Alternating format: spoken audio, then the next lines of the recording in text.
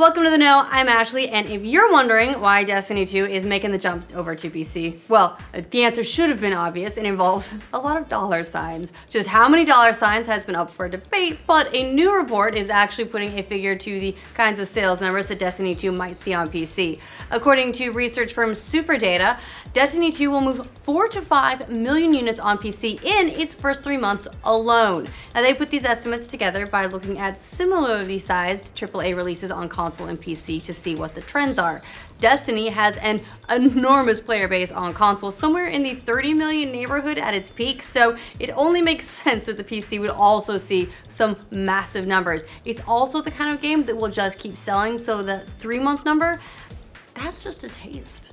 Now, while you're getting ready to do all that grinding for light, you can actually go ahead and link your Blizzard and Bungie accounts just ahead of Destiny 2's beta later this month. This will help put all your data in one place so you can see just how many hours you throw into the game. However, a little bit of a PSA, be careful how you go about doing this because some players are reporting that going through the process orphaned their original account and created a new one. So yeah, heads up on that. We'll link to the Reddit thread in the link dump if you're interested so you can make sure that you do it right. No one wants to be orphaned. Now, Fire Pro Wrestling World has only been out for a couple days in early access, but it's already flying up the sales charts. It's currently in the top 10 Steam bestsellers and already has a ton of custom-made content, like thousands of wrestlers like Hulk Hogan, Triple H, and Son Goku added to the workshop. But the hit game could also be headed for the console destination, in addition to the already announced PlayStation 4 port, the Nintendo Switch. Fire Pro Wrestling World elite Tomoyuki Matsumoto made the comments about Switch in a new interview with Retronauts, saying he'd love to bring the wrestling series to Nintendo's console next. So move over WWE 2K18, you're gonna have some serious competition. Star Wars Battlefront 2 is pumping up that it features content from every single Star Wars era, past, more past and present, but just how exactly is all that content distributed? Someone posted that exact question this week on Twitter to Associate Design Director Dennis Bramval, asking if there will be equal content for each Star Wars era. To that, Bramval confirmed that it will actually be more OG-sided, writing, "We didn't want to throw away stuff from the first game, so OG will have the most, but prequel and new are similar." Hopefully, doesn't mean just a tiny bit of new stuff and prequel stuff and then a ton of recycled content from the first game. Hopefully, we're expecting some brand new Battlefront 2 footage out of D23 this weekend, so maybe we'll get our answers sooner rather than later. Sorry, JRPG fans, it looks like one of fall's biggest isn't going to be coming out this year after all, and this makes me so sad because No Kuni 2 Remnant Kingdom has now been delayed to 2018. Level 5 broke the sad news to fans in a new video message from CEO Akihiro Hino, saying that more development time is needed to deliver the full No Kuni 2 experience to fans. He also clarified with some news about the game's multiplayer, namely, he revealed that it doesn't actually have any multiplayer content, and he totally misunderstood the questions he was being asked at E3, so it's delayed, there's no multiplayer, bit of bad news, but again, we would all rather have it delayed and come out polished than have it now and have it be bad, right? So No Kuni 2's new release date is set for January 19th, 2018 for PS4 and PC. Plenty of time to get those tears out of the way, and hey, it's gonna be a pretty crowded holiday anyway, so this way at least we have something to play in January.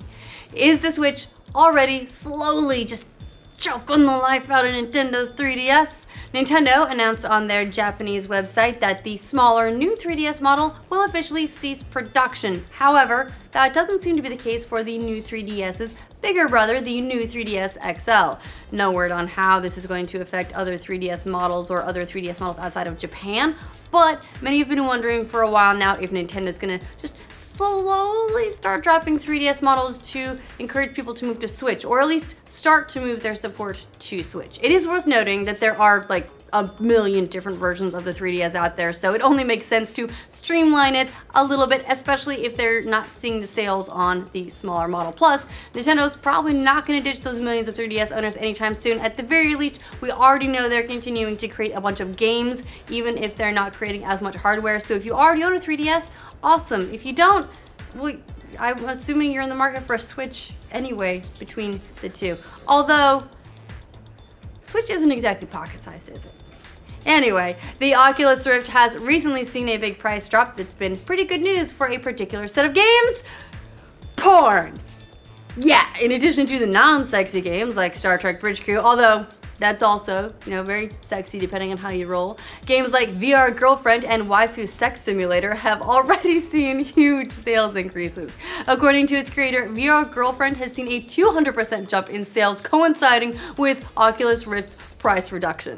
This probably isn't a huge surprise, but adult games have been pretty big on VR. One estimate says that 38% of all VR headsets are purchased with the intent of using porn. And hey, if that's what you're into, more power to you. Turns out there's really good money in playing Dota 2, as long as you're really, really, really good at it. The prize pool for the popular MOBA's international competition is currently more than $20.7 million, and it's still rising. Why? Because Valve hasn't yet announced what items the Battle Pass buyers will be getting with their purchase, and once they do, that prize pool is gonna rise even more. If you're curious, the international competition takes place on August 7th through August 12th at Seattle's Key Arena. It's gonna be huge. It's huge every year. Can you imagine making millions of dollars to play Dota? That's awesome. Is Deadpool going to be in a Rainbow Six movie? Okay, maybe not the character, but Ryan Reynolds could be starring in the adaptation of the best-selling Tom Clancy novel. The story focuses on the mercenary John Clark character who Reynolds would play. Talks are still early, but we'll see how it shakes out. One thing is for sure though, Ryan Reynolds definitely knows how to handle a gun thanks to his other job. There is more drama from the upcoming standalone Batman movie, because of course there is. Apparently new director Matt Reeves isn't keeping the script that Ben Affleck wrote. In an interview on the Happy, Sad, Confused podcast, Reeves said, "No, it's a new story, it's just starting again." Affleck, who will star as Batman in the movie, was previously going to direct the movie too, but he dropped out and was replaced. His script had Deathstroke as the main villain, who was reportedly going to be played by Joe Manganiello, but no word if that's still the plan. Reeves has said he wants the Batman to be a noir-driven detective version of the Caped Crusader, so we'll see what happens. But this sort of on-again, off-again, everything's changing, no one knows what's happening is becoming pretty rote for the DC movies at this point. Intel threw some shade at its rival AMD recently, calling its newest line of chips a glued-together solution. Oh, ouch, nerve biting. Those fighting words came in an official slide that Intel put together as part of a presentation promoting its Xeon processors over AMD's competing EPYC server chips. Both sets of chips are used to operate servers, which are a big part of the chip market, and of course AMD and Intel have been battling over the processor market for ages.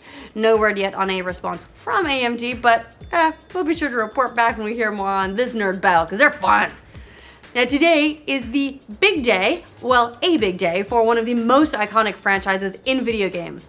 30 years ago today, the very first Metal Gear game came out on the MSX2 computer. Created by Hideo Kojima, it went on to become a legendary franchise of games that spanned 3 decades, lots of different consoles, and has confused absolutely everyone that's played any of it.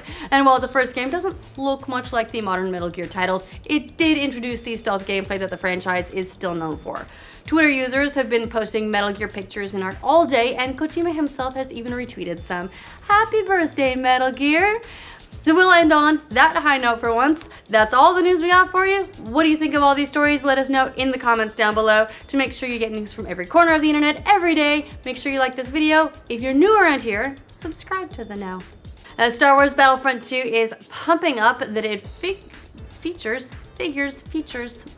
because No Kuni 2 Remnant Kingdom has now been delayed to 2018.